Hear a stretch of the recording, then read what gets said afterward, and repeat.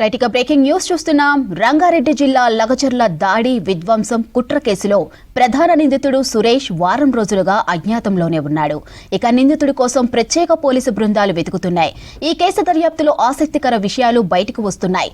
Plan ప్రకారమే లగచర్లలో దాడి విధ్వంసం జరిగినట్లు తెలుస్తుంది. అధికారులపై కర్రలు, రాళ్లు, కారం పొడితో దాడి చేసేలా జనాన్ని సురేష్ ప్రోత్సహించినట్లు సమాచారం.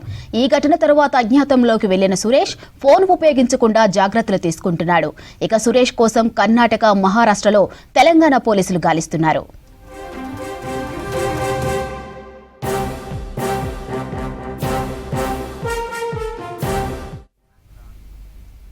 ఇక ఇదే అంశంపై మరిన్ని అప్డేట్స్ ధనరాజ్ అందిస్తారు. ధనరాజ్, లగచర్ల దాడి కేసు నిందితుడు సురేష్ కోసం పోలీసుల గాలింపునకు సంబంధించిన డీటెయిల్స్ ఏంటి?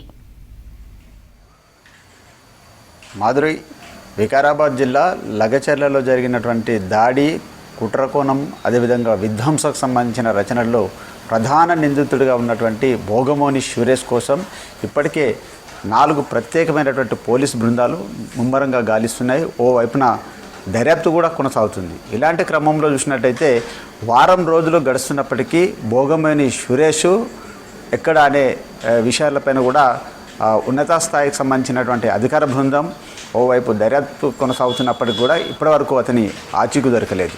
మరోవైపున చూసినట్టయితే భోగమోని సురేష్ ఈ 11వ తేదీన జరిగినటువంటి ఫార్మా భూసేకరణ సంబంధించిన వ్యవహారంలో అక్కడ ఉన్నటువంటి కలెక్టర్లు, అదేవిధంగా రెవెన్యూ అధికారులు ఘటనా స్థలానికి ఏదైతే లగచర్ల శివారు ప్రాంతానికి వెళ్ళినటువంటి క్రమంలో అక్కడ గ్రామ సభ ఏర్పాటు చేశారు. ఆ సభకు సంబంధించి పూర్తిగా అధికారులను డైవర్ట్ చేసి ఆ తర్వాత రైతుల దగ్గరికి తీసుకెళ్తానంటూ ఊర్లోకి తీసుకువచ్చాడు. ఆ తర్వాత అక్కడ సిద్ధం చేసినటువంటి కర్రలు, రాళ్ళుతో పాటుగాను కారం పొడితోటి ఒక్కసారిగా అటాక్ చేయడం జరిగింది. అంటే ఇదంతా కూడా ఒక ప్రీ ప్లాన్డ్గా జరిగినటువంటి విధ్వంస రచన అంటూ ఓవైపున పోలీసుల దర్యాప్తులో వెల్లడైంది. ఈ కుట్ర కోణంలోనే పట్నం నరేందర్ రెడ్డికి, అదేవిధంగా భోగమోని సురేష్కు జరిగినటువంటి కాల్ సంభాషణ అంతా కూడా బయటికి రావడం జరిగింది. అదేవిధంగా కొడంగల్ మాజీ బీఆర్ఎస్ చెందినటువంటి ఎమ్మెల్యేగా కొనసాగినటువంటి పట్నం నరేందర్ రెడ్డి ఈ విధ్వంస కుట్ర కోణంలో రాజకీయ ప్రేరేపితంగా భోగమోని సురేష్ని తోటి ఈ దాడికి ప్రేరేపించారనే విషయాలు వెల్లడయ్యాయి. ఆ తర్వాత పట్నం నరేందర్ రెడ్డి రిమాండ్ రిపోర్ట్లో చూసినట్టయితే కేటీఆర్ ఆదేశాలతోటే ఇదంతా జరిగిందంటూ కూడా ఇటు రిమాండ్ రిపోర్ట్లో కీలకమైనటువంటి అంశాలు రావడం జరిగింది. అయితే ముఖ్యంగా చూసినట్టయితే ఇప్పటివరకు ఓవైపున అరెస్టులకు సంబంధించినటువంటి పర్వం అంటే 26 మంది ఇప్పటికే రిమాండ్ అయ్యారు. మరోవైపున చూసినట్టయితే ఇందులో కొడంగల్ మాజీ ఎమ్మెల్యే అయినటువంటి బీఆర్ఎస్ పట్నం నరేందర్ రెడ్డి చెర్లపల్లి జైల్లో ఉండగా మరికొంతమంది పరిగి, అదేవిధంగా సంగారెడ్డి జిల్లాలో నిందితులు ఉన్నారు.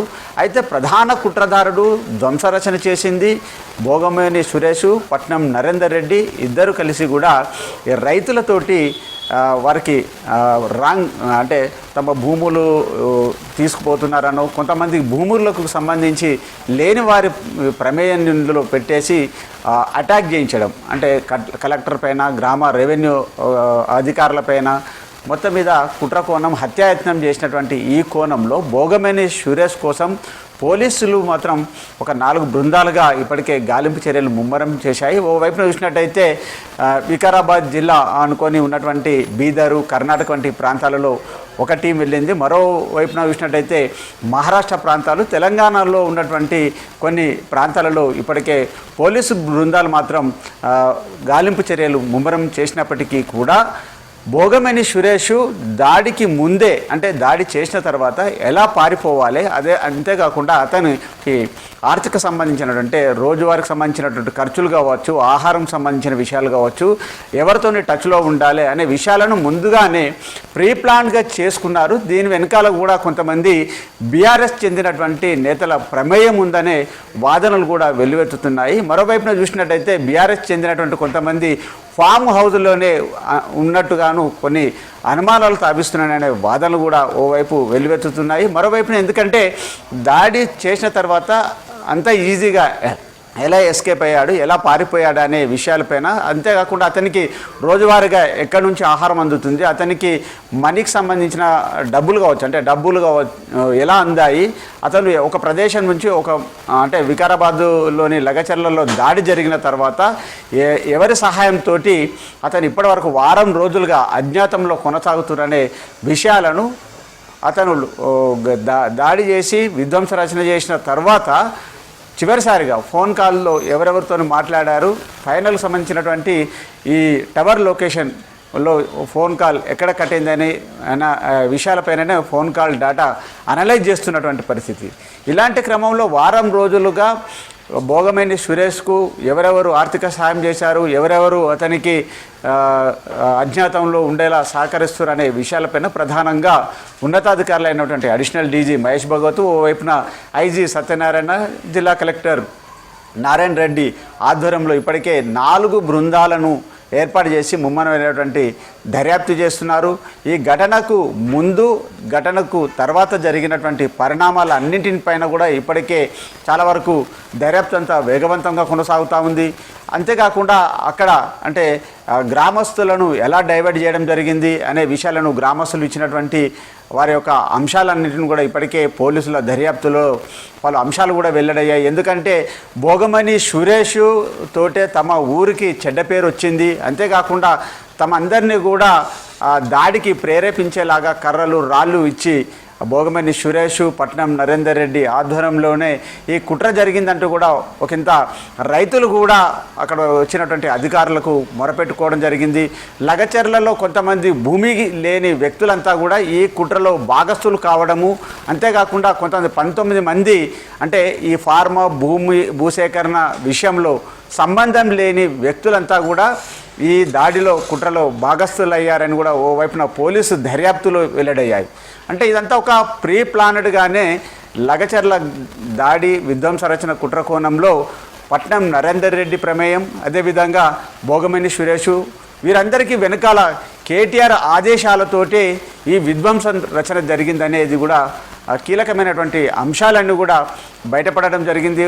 ఇలాంటి క్రమంలో పోలీసులు ఈ కేసును చాలా సీరియస్గా తీసుకోవడం జరిగింది. ఒక కలెక్టర్ పైన, అదేవిధంగా రెవెన్యూ ఉన్నతాధికారులపైన జరిగిన దాడిని ప్రభుత్వం ప్రత్యేకమైనటువంటి ఉన్నతాధికారులతోటి విచారణ కొనసాగిస్తుంది.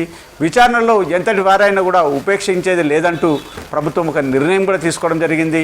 ఇలాంటి క్రమంలో ఇప్పటికే భోగమేని సురేష్ వారం రోజులు గడుస్తున్నా అతని వెనకాల ఉన్నదెవరు, అతనికి ఆర్థిక సాయం ఎవరు చేస్తున్నారు, ప్రీ ప్లాన్డ్గా తప్పించుకునేలాగా ఎవరి అతనికి ఈ కుట్ర కోణంలో ఆయనకు సహకరిస్తున్నది ఎవరనే విషయాలపైననే పోలీసులు చాలా వరకు దర్యాప్తు ముమ్మరం చేశారు. ఇక మేబీ ఇవాళ రేపో భోగమేని సురేష్ను పట్టుకునే స్పెషల్ టీములు ఇప్పటికే ఫామ్ అయ్యాయి కాబట్టి ఓవైపున మహారాష్ట్ర కావచ్చు, కర్ణాటక కావచ్చు, ఆంధ్రప్రదేశ్, తెలంగాణ వంటి ప్రాంతాలలో స్పెషల్ టీంలు 4 ప్రత్యేకమైనటువంటి బృందాలు గాలిస్తున్నాయి. మరోవైపున ఇప్పటికే హైదరాబాద్ నగర్ శివారు ప్రాంతంలో ఉన్నటువంటి ఫామ్ హౌజులను కూడా ఓవైపున పోలీసులు జల్లెడ పట్టారు. ఇక భోగమేని సురేష్ ఆర్థిక పరమైనటువంటి ఎవరు సహకారం చేస్తున్నారనే విషయాలపైన కూడా ఇప్పటికీ పోలీసులు కొంత సమాచారాన్ని కూడా సేకరించడం జరిగింది. ఇక చివరిగా అతను ఫోన్ కాల్ మాట్లాడినటువంటి టవర్ లొకేషన్ కూడా ట్రేస్ చేసేందుకు పోలీసులు చాలా వరకు గోప్యంగా ఉంచుతున్నారు. భోగమేని సురేష్ దొరికినట్లయితే ఇక మరిన్ని అరెస్టు జరిగే అవకాశం కూడా ఉందనే అంశాలు కూడా వెల్లడవుతున్నాయి. ఎందుకంటే భోగమేని సురేష్ను కస్టడీ తీసుకొని విచారించినట్లయితే ఇందులో ఉన్నటువంటి రాజకీయ ప్రేరేపితులకు సంబంధించినటువంటి రాజకీయ నాయకుల పేర్లు కూడా బయటపడే అవకాశాలు ఉన్నట్టుగా తెలుస్తూ ఉంది. Madhuri. Right, thank you Dhanraj.